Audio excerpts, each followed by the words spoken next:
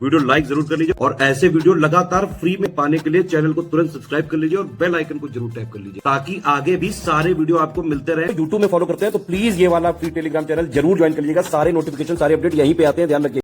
नमस्कार दोस्तों, स्वागत है आपका यूपीपीएससी बेस्ड ऑनलाइन कोचिंग के इस यूट्यूब चैनल पर। आज की इस वीडियो में हम लोग आरओ री एग्जाम के लिए एक महत्वपूर्ण बिंदु भारतीय शास्त्रीय नृत्य विधाओं के बारे में समझेंगे। क्लास काफी इंपॉर्टेंट है, यहाँ से पेपर में प्रश्न देखने के लिए मिल सकता है। यह क्लास यूपीपीएससी आरओ के साथ साथ अन्य सभी प्रतियोगी परीक्षाओं के लिए भी समान रूप से उपयोगी है। तो चलिए दोस्तों, शुरू करते हैं आज के इस इंटरेस्टिंग सेशन को। इससे पहले आप वीडियो को लाइक कर दीजिएगा और चैनल पर अगर पहली बार विजिट किए तो सब्सक्राइब करना ना भूलेगा। साथियों, अगर आप यूपीपीएससी 2025 की कंप्लीट प्रिपरेशन करना चाहते हैं तो स्टडी फॉर सिविल सर्विसेज के पेड कोर्सेज को ज्वाइन कर सकते हैं, जिसके लिए आप इनमें से किसी भी नंबर पर कॉल या व्हाट्सएप कर जानकारी ले सकते हैं। ये ज्ञान सर का व्हाट्सएप नंबर है, आप यहाँ से व्हाट्सएप के माध्यम से भी जुड़ सकते हैं। चलिए अब बढ़ते हैं अपने क्लास को। देखिए, सबसे पहले अगर शास्त्रीय नृत्य की बात करें, जो क्लासिकल डांस है, इनकी संख्या भी वर्तमान में 8 है। शास्त्रीय नृत्य का दर्जा संगीत नाटक अकादमी के द्वारा दिया जाता है, जो कि नई दिल्ली में स्थित है।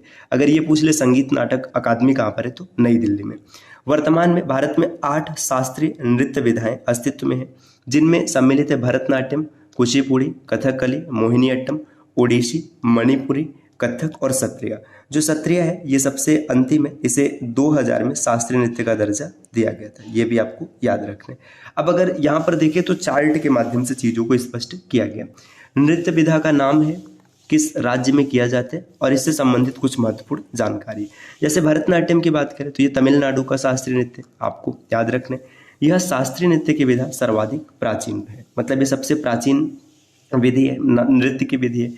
इस नृत्य की उत्पत्ति का संबंध तमिलनाडु में मंदिर नर्तकों अथवा देवदासियों की एक नृत्य प्रस्तुति सादिर से है। देखिए, ये जो भरतनाट्यम है ये मंदिरों में देवदासियों के द्वारा नृत्य किया जाता था, जिसका नाम था सादिर, इसी से संबंधित है। इसी कारण ना इसे सादिर अट्टम या फिर दासी अट्टम भी कहा जाता है। दासी अट्टम क्यों? क्योंकि दासियों के द्वारा किया जाता है। भरतनाट्यम को तंजौर नाट्यम के नाम से भी जाना जाता है, आपको ये याद रखना है कि इसे तंजौर नाट्यम के नाम से भी जाना जाता है। ये 6 भागों में पूर्ण होता है, अलारिपू, जातिस्वरम, शब्दम, वर्णम, थिल्लाना। इसी तरीके से ना कुल 6 इसमें होते हैं, 6 भाग होते हैं जिसमें ये कंप्लीट होता है। अब अगला देखेंगे कुचिपुड़ी। कुचिपुड़ी जो नृत्य है ये आंध्र प्रदेश में किया जाता है। मूलतः कुशेलवान के नाम से विख्यात, गाँव गाँव जाकर प्रस्तुति देने के लिए अभिनेताओं के एक समूह द्वारा प्रस्तुत किया जाता है। कुचिपुड़ी नृत्य विधा का नाम आंध्र प्रदेश के एक गांव कुशेलवापुरी या फिर कुलेचापुरम से व्युत्पन्न है। देखिए, ये जो कुचिपुड़ी नृत्य है ये आंध्र प्रदेश के कुलेचापुरम से व्युत्पन्न माना जाता है। इसी तरीके से कथकली। देखिए, कथकली ये भी केरल में होता है और मोहिनीअट्टम ये भी केरल में होता है, दोनों आपको याद रखना है। देखिए, यहाँ पे बताया गया जो केरल के मंदिरों में सामंतों के संरक्षण में नृत्य नाट्य के 2 रूप रामानट्टम और कृष्णाट्टम का विकास हुआ, जिसमें रामायण और महाभारत की कहानियां कही जाती थी। कथकली आमतौर पर पुरुष मंडली द्वारा किया जाने वाला प्रदर्शन है। देखिए, कथकली नृत्य जो केरल में होता है ये सिर्फ पुरुष द्वारा किया जाता है और मोहिनीअट्टम जो केरल में ये स्त्रियों के द्वारा किया जाता है। अच्छा, मोहिनीअट्टम की बात करें ना तो इसे जादूगरनी का नाच भी कहा जाता है, जादूगरनी का नाच। ये जो मोहिनीअट्टम संबंधित है ये भगवान विष्णु का जो मोहिनी रूप होता है, भगवान विष्णु ने जो मोहिनी रूप धारण किया था इससे संबंधित है, मतलब इस रूप को प्रस्तुत किया जाता है, तो इसे जादूगरनी का नाच भी कहते हैं। ये भी पॉइंट आप याद रखिएगा। देखिए, नेक्स्ट यहाँ पर दिया ओडिसी। ओडिसी ओडिशा में है। उदयगिरी, खंडगिरी की गुफाएं ओडिसी नृत्य के कुछ प्रारंभिक उदाहरण प्रदान करते हैं। देखिए, उदयगिरी या खंडगिरी की जो गुफाएं हैं यहाँ से ओडिसी नृत्य के उदाहरण मिलते हैं। ओद्रा नृत्य से इस नृत्य का रूप मिलता है। देखिए, ओद्रा नृत्य जो है इस नृत्य के रूप के नाम को कहते हैं। इस रूप में महारी द्वारा यह नृत्य किया जाता है। मुख्य रूप से किसके द्वारा किया जाता है? महारी द्वारा नृत्य किया जाता है। इसे जैन राजा खारवेल का संरक्षण प्राप्त हुआ था। तो ये भी पॉइंट इंपॉर्टेंट है कि ओडिसी नृत्य को किसका संरक्षण प्राप्त हुआ था? जैन राजा खारवेल का। अगला है मणिपुरी। मणिपुरी में चलता है।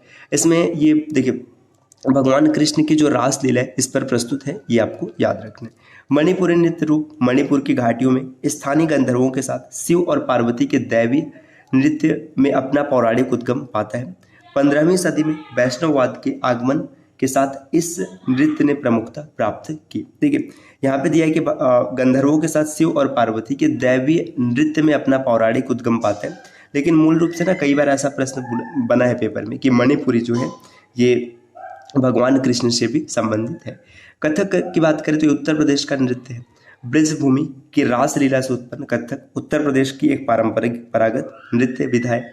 कथक का नाम कथिका या फिर कई बार कथा भी लिखा रहता है से लिया गया है, जो भाव भंगिमाओं तथा संगीत के साथ साथ महाकाव्यों से ली गई है। कविताओं की प्रस्तुति किया करते हैं इसमें। अब नेक्स्ट है सत्रिया। सत्रिया की बात करें अंतिम शास्त्रीय नृत्य है, ये असम में हुआ है, प्रारंभ हुआ 15वीं शताब्दी में वैष्णव संत शंकर देव द्वारा आधुनिक रूप से सत्रिया नृत्य प्रचलित किया गया था और 2000 में इसे इसे शास्त्रीय नृत्य में शामिल किया गया था। ये चीज़ आपको याद रखना है। देखिए दोस्तों, ये जो शास्त्रीय नृत्य है इसकी कंप्लीट जानकारी मिलती है भरत मुनि की एक पुस्तक है। भरत मुनि ने एक पुस्तक लिखा है नाट्य शास्त्र, ये भी आपको याद रखना है, यहाँ से इसके बारे में जानकारी मिलती है नाट्य शास्त्र से। ठीक, इसके बाद देखिए जो भरतनाट्यम है इसे 1910 में अंग्रेजों द्वारा प्रतिबंधित कर दिया गया था, ये भी इंपॉर्टेंट पॉइंट है। तो शास्त्रीय नृत्य यहाँ पे 8 नृत्य है मूल रूप से जिनके बारे में हम लोगों ने समझा है। इस प्रकार के वीडियोस आपको लगातार मिलते रहेंगे, बस इसके लिए आपको चैनल को सब्सक्राइब करना है। अगर आपने यूपी पीसीएस 2025, 2026 या फिर किसी अन्य एग्जाम को टारगेट किया है तो इसके लिए आप स्टडी फॉर सिविल सर्विसेज के पेड कोर्सेज को ज्वाइन कर सकते हैं। आपको इनमें से किसी भी नंबर पर कॉल या व्हाट्सएप कर कोर्स की जानकारी प्राप्त कर लेनी है।